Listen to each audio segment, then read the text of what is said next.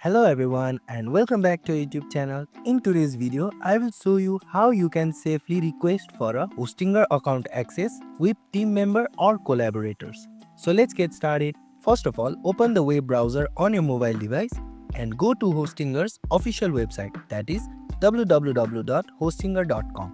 And from there, make sure that you are logged into your account by clicking on the option saying login.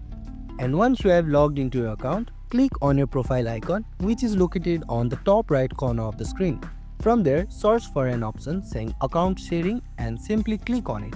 From there, you will see an option saying request access, from which you have to click on it. Once you click on it, you will be redirected to this page where you have to select on from whom do you want the Hostinger request access from. Once you enter the email address from whom you want the request, you can simply click on the option saying send request. And as you can see, your access request was successfully sent, and this is it.